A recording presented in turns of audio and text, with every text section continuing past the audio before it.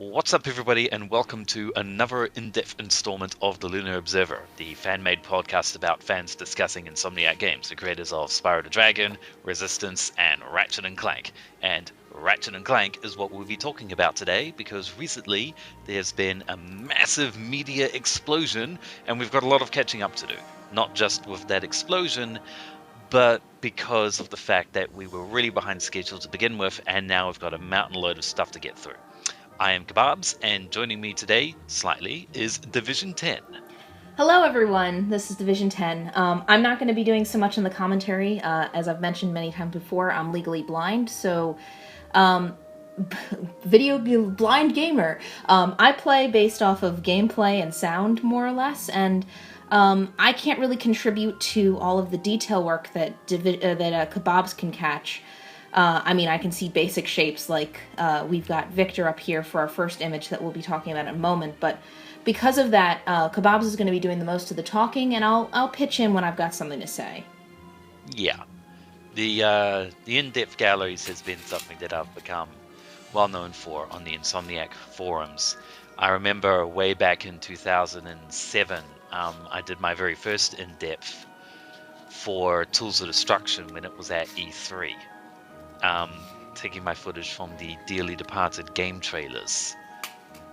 So that was fun times. I was the first person to notice that the Metropolis level in Tools of Destruction is actually not one long level, but basically a level that snakes in and around itself in an enclosed environment, and it uses very clever tricks to disguise this from you. Yeah, the meteor pads and a number of other tricks about jumping up and down, and basically you're moving through the same 4 buildings. No, you're not heights? moving through the same 4 buildings, but as you go along, you recognize things like, oh, that's the grind rail that I'll be using for Tachyon's escape. Oh, that's a building with a waterfall that I left behind half the level ago.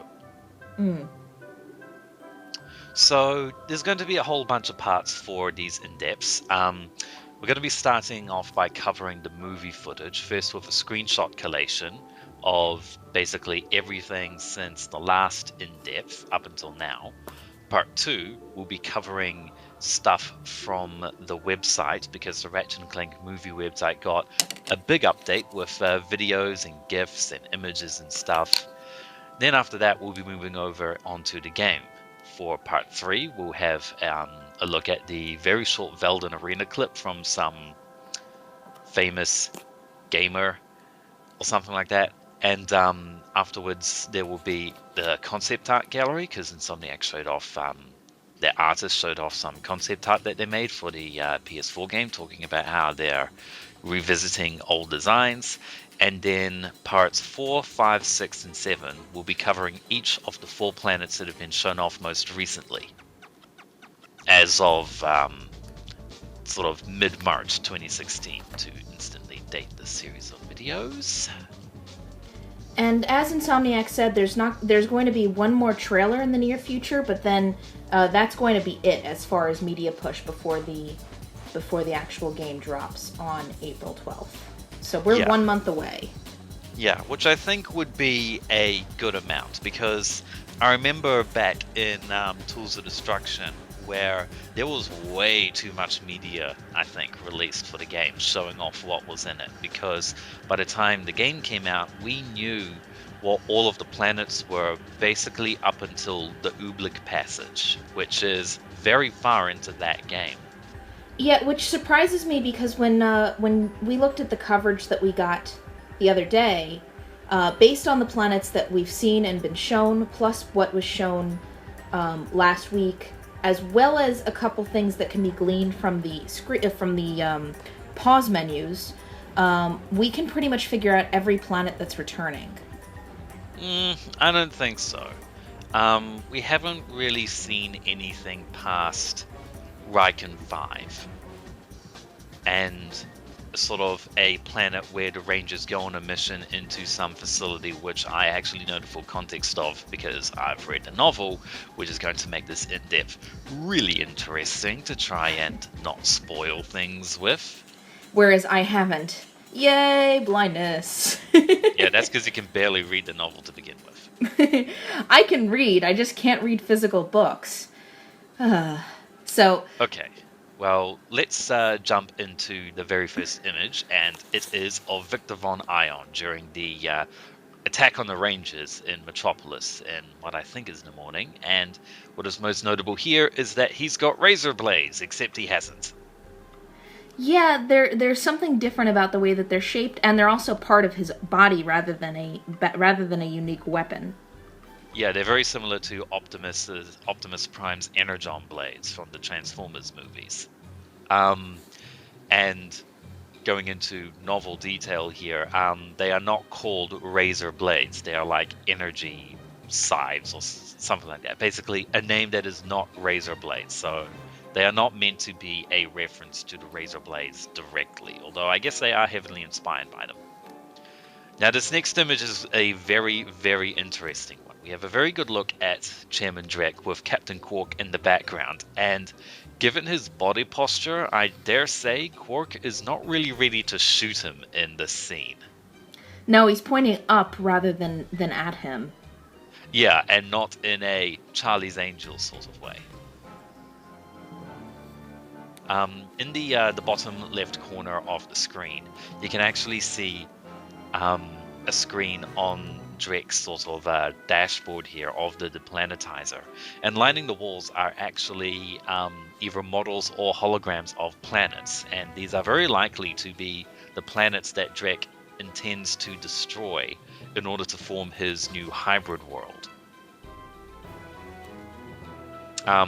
The hybrid world does actually get a name in the novel, but I will not be saying the name because that's spoilers because of how it is named. You know, like how New York is sort of York with new in front of it?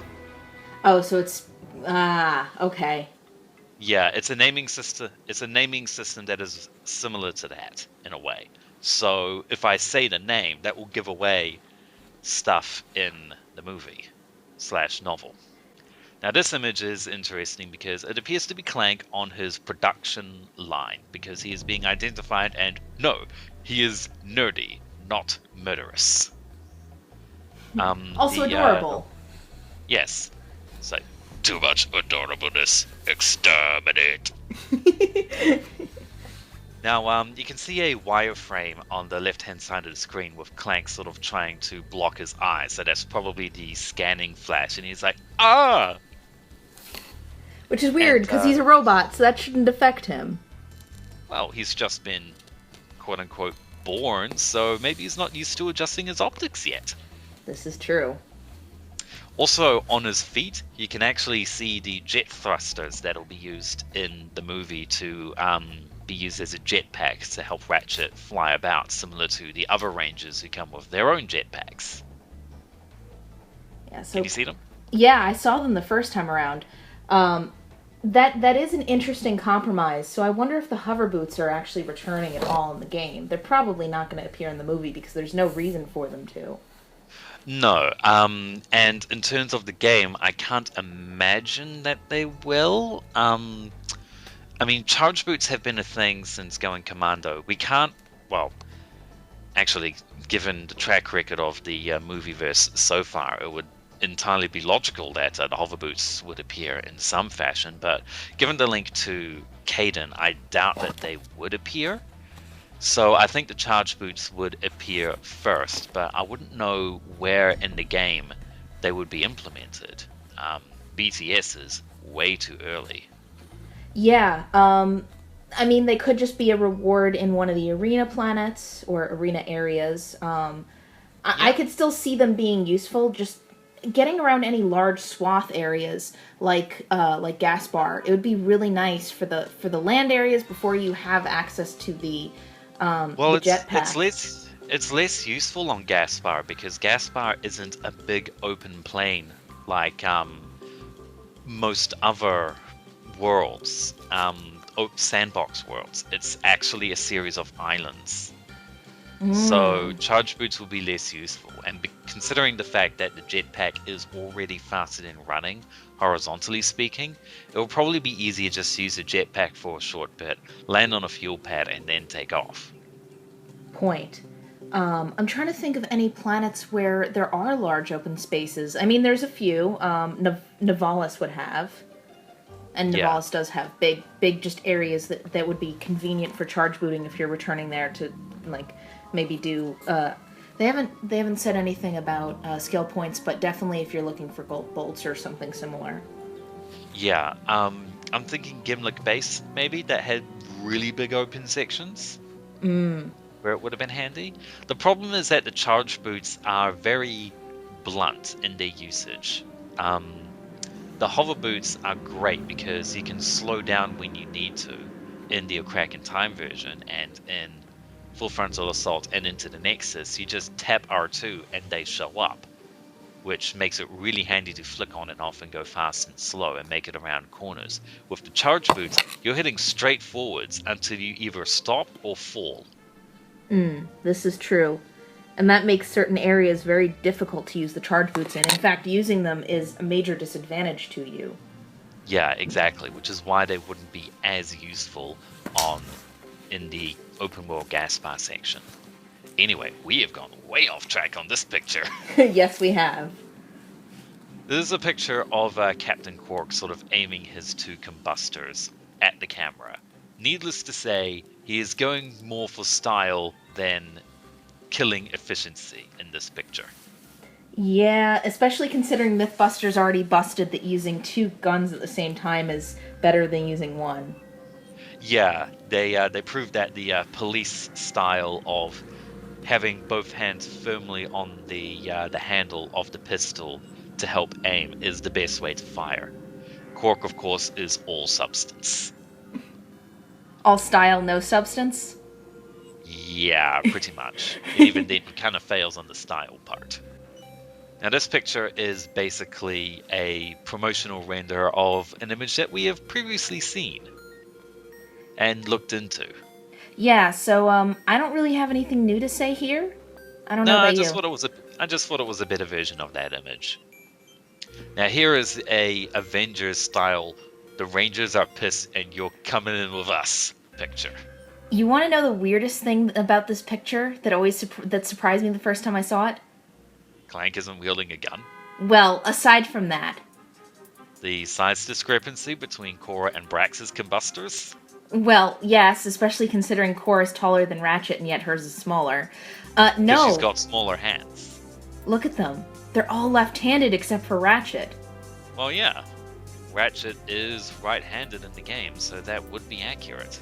Yes, but that all three of them are left-handed. Yeah, it would be, in terms of the composition of the shot, thematically accurate if Captain Quark was also left-handed, because then it would be sort of a mirror image, and Clank, not wielding a gun, would be in the middle. Yeah, but he's holding it with his left instead of his right, and so it's not mirror imaged. It's just we've got three lefties on this team. Yeah.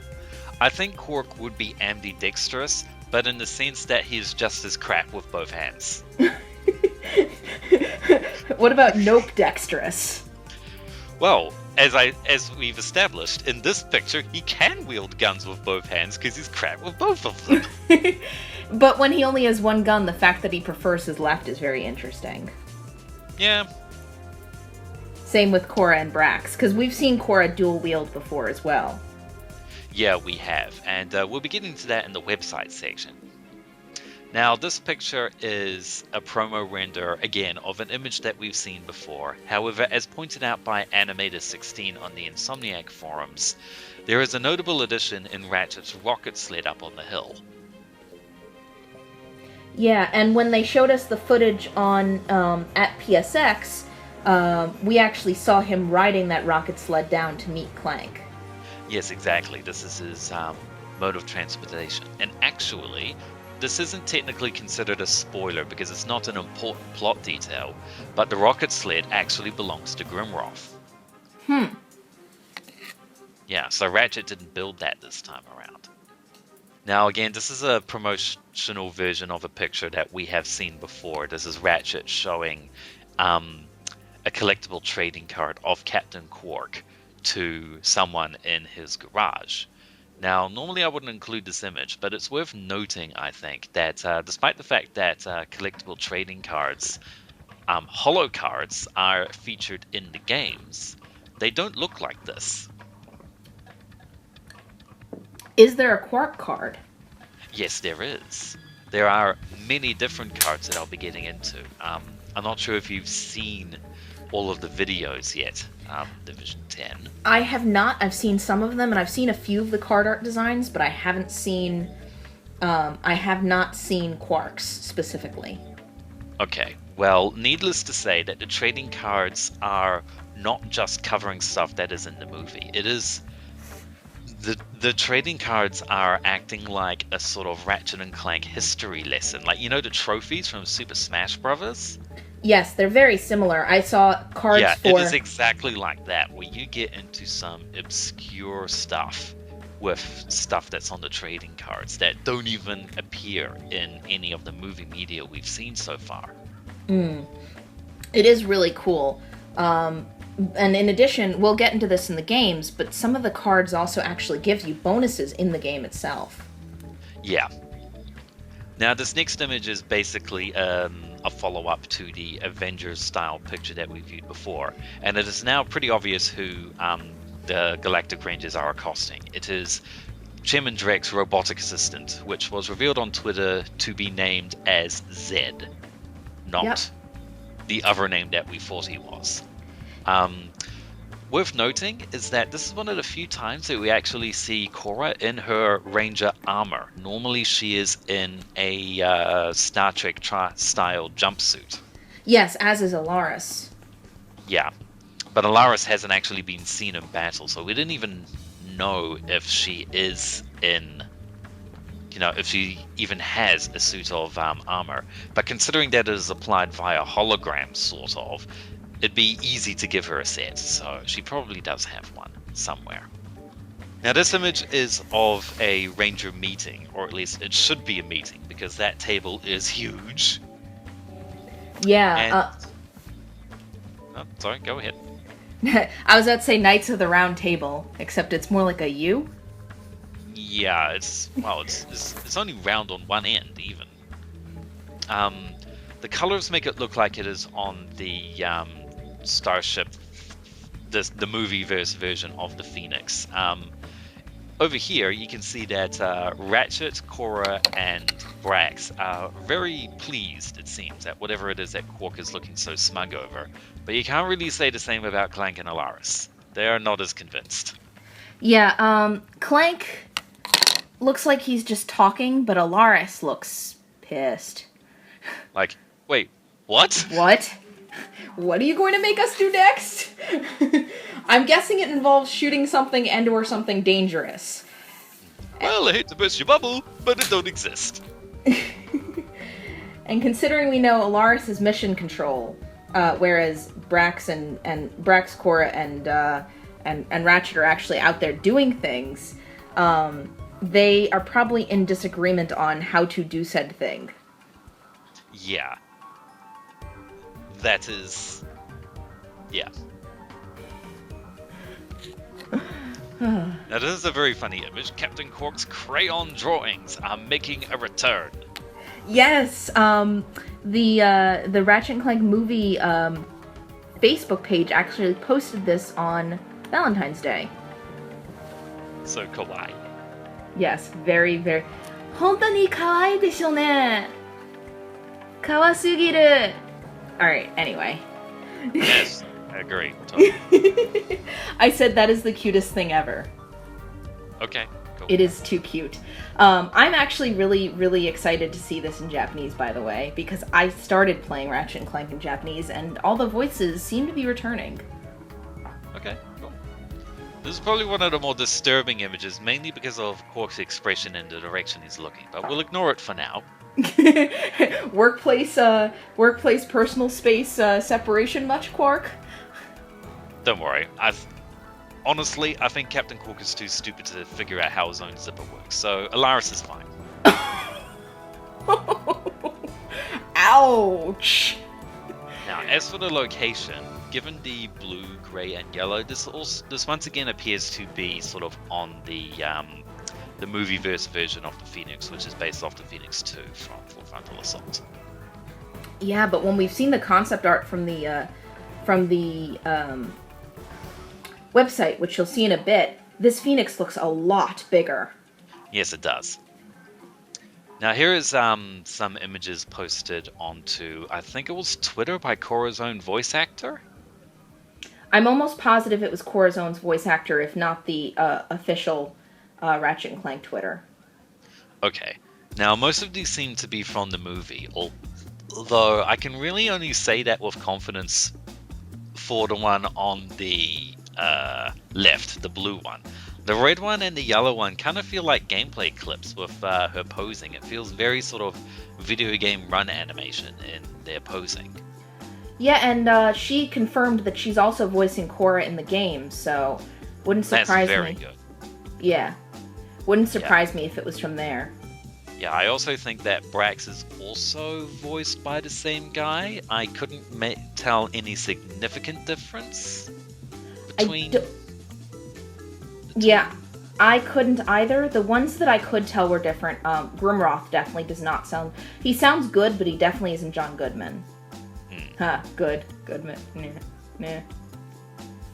Now this picture is of Clank on the production line in the Warbot production facility that we've explored before, and is basically being headlined by Dr. Nefarious.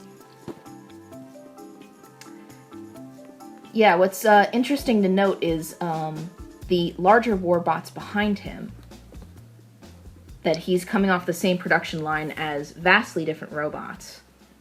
Yeah, correct. And we're all speculating that that is because of the lightning bolt that was shown in the trailer. Now this picture is of Ratchet pretty much getting rejected from the Rangers, it looks like, by Captain Quark. There's a bit of the Ranger logo in the background.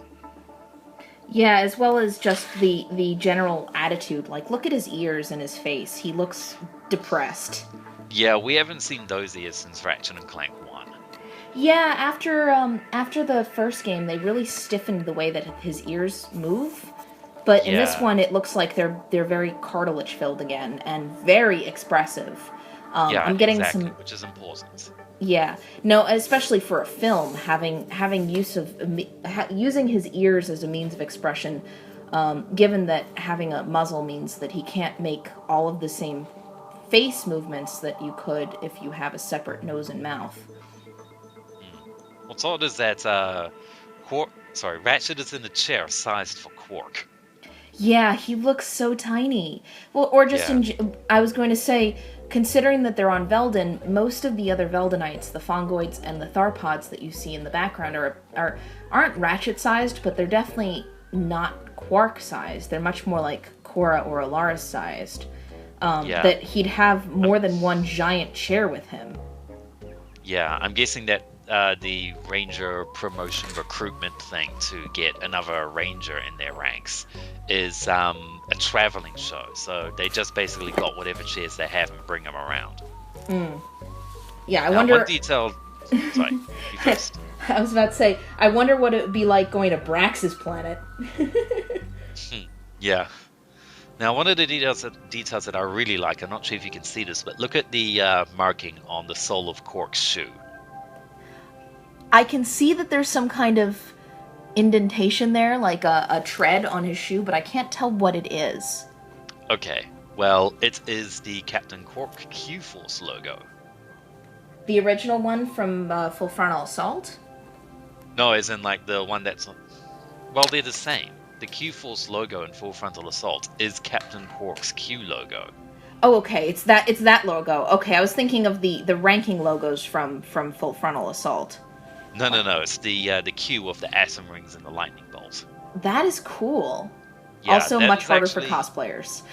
Yeah, that is a reference to, I believe... I can't remember if it was All for One or A Crack in Time, but Captain Quark had the same type of souls then. But do you know what the best detail is? What? The logo is flipped, it is the other way around. It is mirrored. And So that that is so that if Captain Quark is, say, walking in the sand, the imprint looks like the proper logo of the lightning bolt facing in the right direction. So he's advertising himself as he walks. that's what I was thinking. The minute that you said that, I was like, oh, so he can stamp his logo everywhere. Yeah, so that's quite fun. Now, this next logo is, sorry, not logo, this next picture is of Ratchet imprisoned in an electricity barrier behind Drek, who appears to be looking awkward about something or other. Yeah, but it doesn't look like he's the one who shot him or whatever, like, whatever prison he's in. Actually, there will be a picture that we'll get into later that from the website that that will change your opinion on that. Mm. But if you look at the appearance, sort of lightning bolts coming out of diodes, what weapon does that remind you of? I'm guessing the magnet launcher. Correct. One of the details in this picture that I really like actually is the hair on Drake's eyebrows. It's quite lovely. fluffy! Yeah. Not as Especially. fluffy as Ratchet's though. No, well, nothing is as fluffy as Ratchet in this movie, because there's no Khazars as far as we've seen. So, isn't it Cesar's? We're talking about Sasha's race, by the way. Yeah, I always thought it was pronounced Khazar. I could be pronounce wrong. it Cesar. Sounds cooler. Now, this picture is of Brax sort of pointing his combustor at Clank. I'm guessing maybe because Brax has just found out that Clank did in fact come from Drek's Warbot production plant, and he's like, I don't trust you. He doesn't look angry, though. He just looks kind of gassy. Maybe. It doesn't look like it's out of anger, or it may just be him showing a weapon too. Oh, but Maybe, then you or see like, you see I Clank's shoot hands. first. Yeah. Yeah, maybe Brax is going, I shoot first. You ask questions later. Yeah. I mean, Clank's hands are up, so he's definitely in a defensive position. But Brax does not look angry when he's doing it.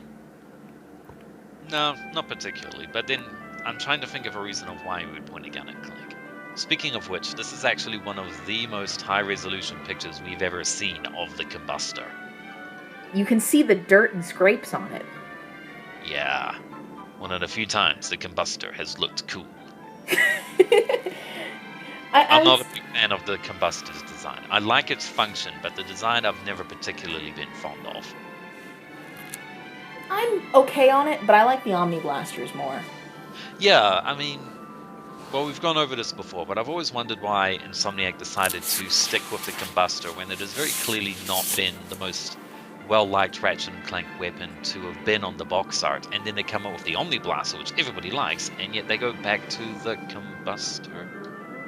Anyway, this is a picture of a scene that we've seen before. Ratchet sort of hanging on by a slingshot cable.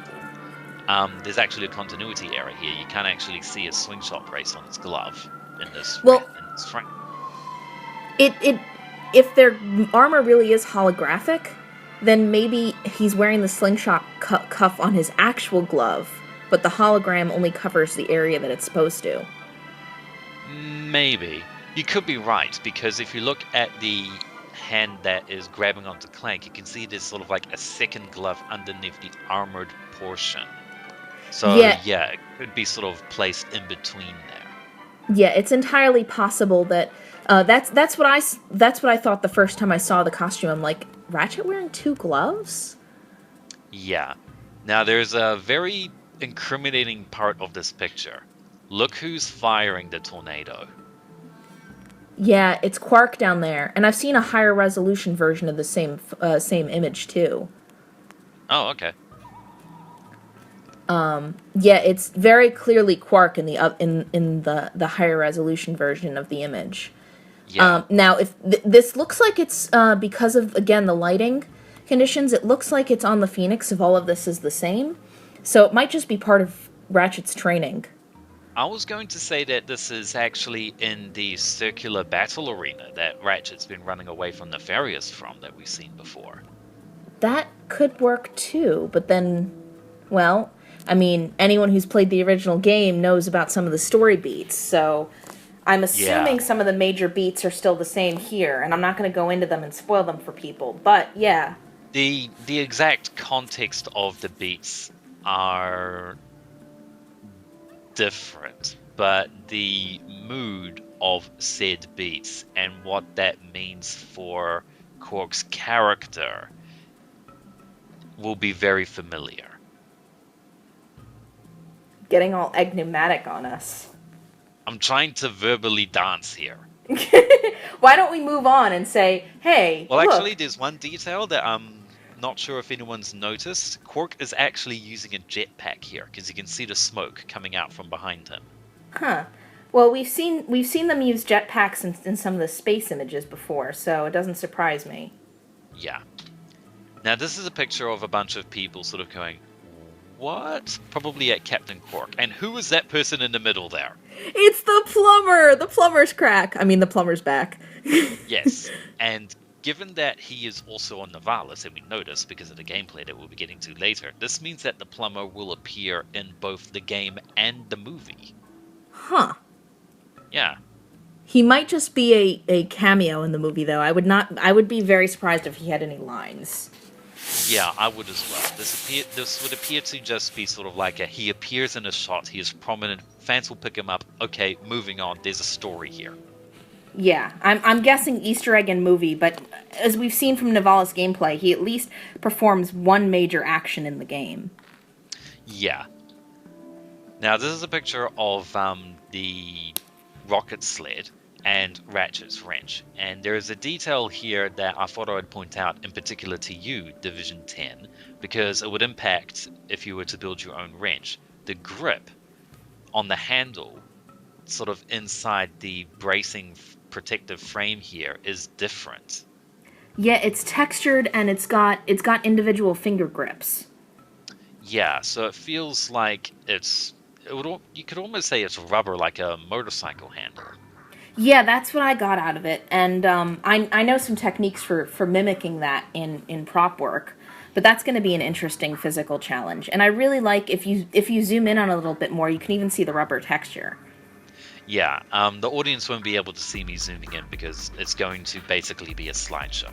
For those, because this is a behind the scenes thing, I'm screen sharing on Skype and I'm zooming in for Division 10 because, otherwise, because of her blindness, she literally would not be able to know what the hell I'm talking about. Which I'm used to, but we're trying to do it in depth here.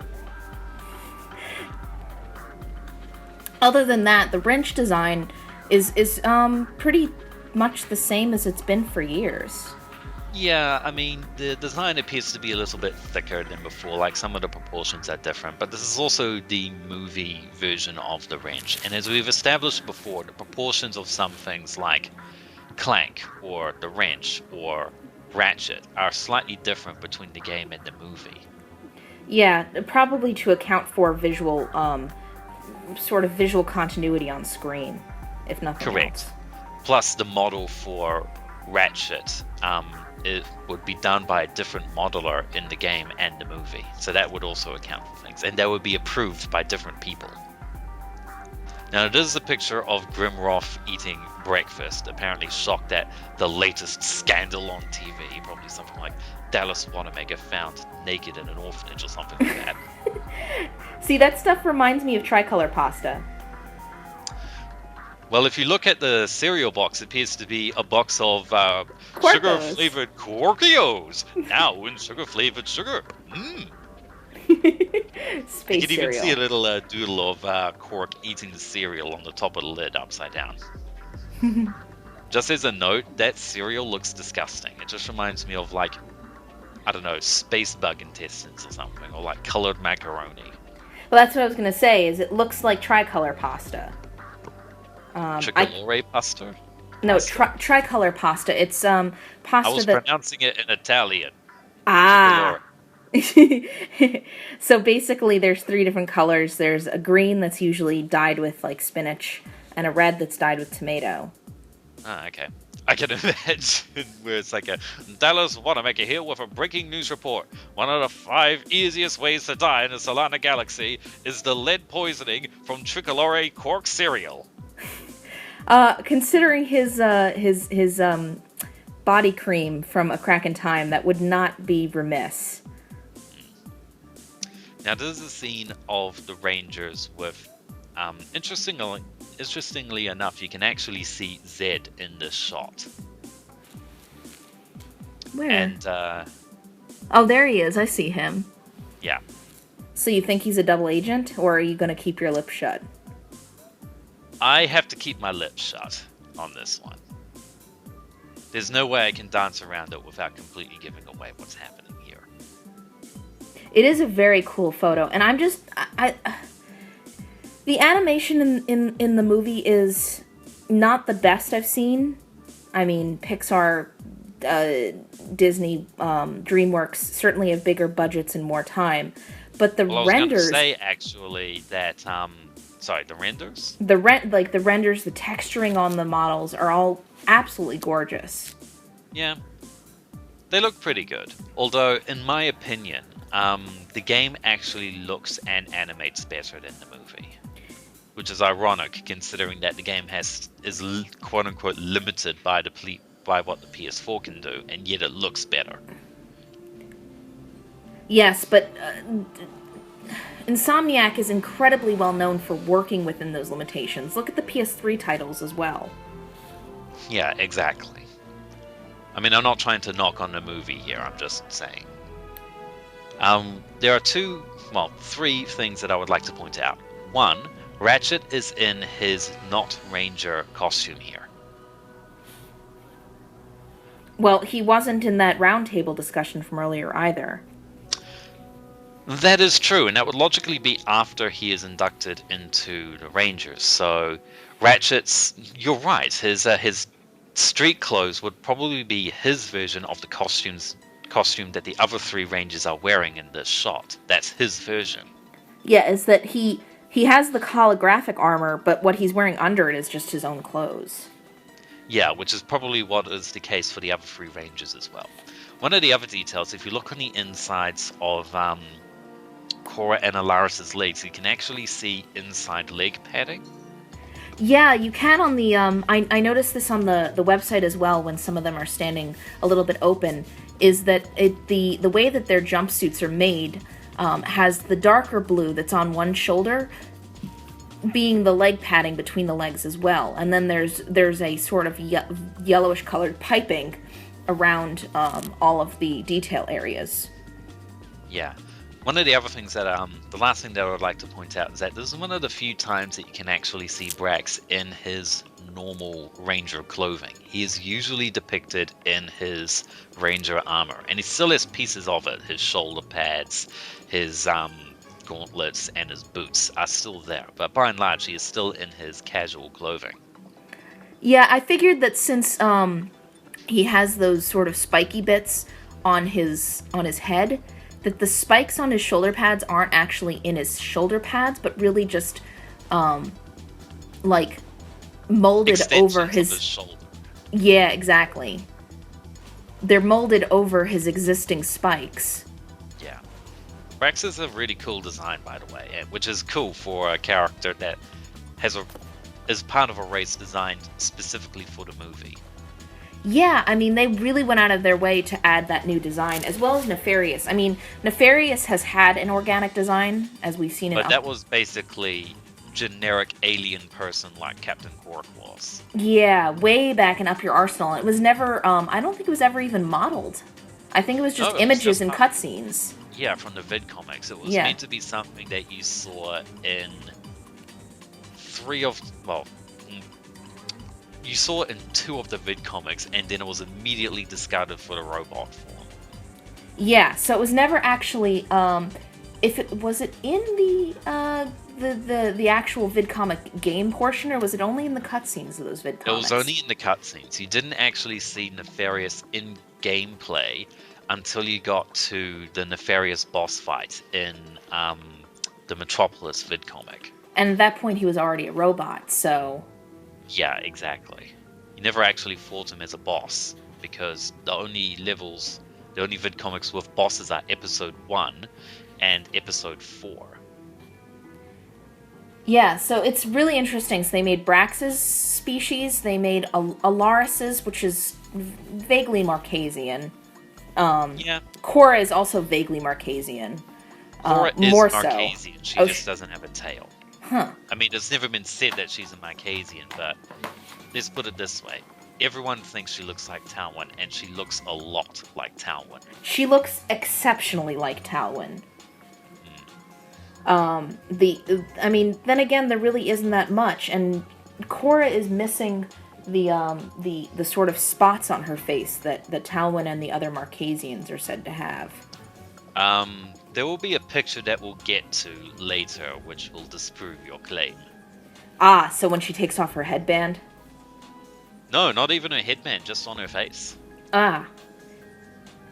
Well then... Which let's move on. Here is a picture of Captain Quark pointing the combustor at the viewer. This seems to be from the same scene as before with the second picture we looked at with Chairman Drek. Just much closer. So is he firing at Drek now? The world may Honestly, never know. Given the look, given the expression on his face, he looks pretty unsure about it. He's like, do I shoot? Do I listen to him? Do I shoot? Yeah. Yeah. And I keep pointing this out, the stitching on his glove. Yeah, that's a six thread serger. Someone did their homework. Can any of you viewers tell that Division 10 does cosplay?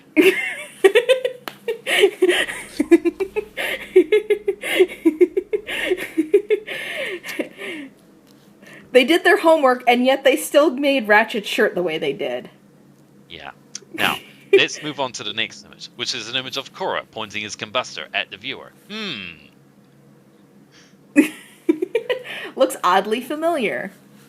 Yeah, so actually, this isn't the image I was thinking of, but you can actually see that Cora has spots on her face. She does. She doesn't have them in the same locations as Talwyn did or President Zog did in the comics, but she does have them. Yeah. Now, if you look on the panels behind her, you can see, once again, sort of holographic schematic of the planetizer. So this is probably in a Drek facility. Now, if any of you are bidding cosplayers, you are probably groaning at the sight of Cora's gloves here at the bottom, and the multi-layered fashion of them. Yeah, the neoprene in them. Actually, that's a pretty standard shape for gloves. The issue is the texturing. Well, I mean, is in the fact that you've got this sort of a dotted material that goes onto the actual hand, and then you have this sort of leather over glove that goes on top of that. Yeah, so the way that that's actually pretty standard on thicker kinds of gloves. Like if you're not getting riding gloves, that's pretty common. Say if you're doing archery, because you need the texture on your trigger finger basically, or in the case of archery on the fingers where you're drawing the bow. So that's not too out of the ordinary. What is out of the ordinary is just getting access to materials with those kinds of textures. But the structure of the gloves, someone really did do their homework. I'm very impressed. Now, it's been said about the movie that there is a distinct lack of hair, in particular in the department of the male green deadlocked referencing news reporters. The fact that he doesn't have hair. And I think that is because hair is a very expensive thing to render in CG movies. And by nature of its protagonist, Ratchet and Clank has a main character who has fur all over his face, ears, tail, and his forearms. So any other hair they render has to be done on a how important is this character basis. So we have Chairman Drek and Cora with her eyelashes and eyebrows, and that's pretty much it that I can think of when it comes to characters who have hair on them. Yeah, Grimroth is a lizard-like creature. Same as Brax. There's a lot of robots who don't have hair at all. Some have. Alaris doesn't have hair. She has this sort of headpiece, and her eyebrows are actually tinting on her skin rather than hair. Yeah, she's very bug-like, is the impression I'm getting out of her. Yeah. So with Cora being a main character, she gets treatment for the hair. But Dallas is a character who only appears as a side character announcing the news, and they have a basis actually for removing his hair. And do you know why? Yeah, they mentioned about him having a toupee in Deadlocked. Yeah, exactly. I believe a character, probably Juanita, gives him a big old backslap and his wig shifts off. Yes, it is Juanita. I do remember that scene because I actually played Deadlocked pretty recently. Sweet. Glad you remember because I haven't recently and I can't remember that scene directly. Yeah, so Dallas has a toupee, and Juanita totally calls him out on it too. Yeah. So, my excuse is that Dallas has lost his toupee. Or has finally been told by his executives to stop wearing the damn thing. Yeah, as for his eyebrows, I don't know, maybe he was trying to make a phone explode in a plastic container and it got too close when it went off. Am I missing an eyebrow? Yeah, exactly. Now, the last screenshot in this collection of movie screenshots for this part 1, is of Clank, and there's this big plasma lightning thing coming out of the wall. What could it be? See, I thought it was his soul, but he already has green eyes here. Yeah, I didn't think that this was a soul at all, because why would it be coming out of a wall? And B, if I were designing it, it wouldn't look like this. But the answer became readily clear. 1, I've read the novel. 2, look at the first image. Doesn't that visually seem familiar? Yeah, it's one of his razor arm thingies. Yeah, so this is actually Victor attacking Clank through a wall. So yes, that wraps up part 1 of the in-depth. We'll see you in part 2, which it'll either be in a playlist or I'll put an annotation in the top right corner. Either one. So we'll see you over there.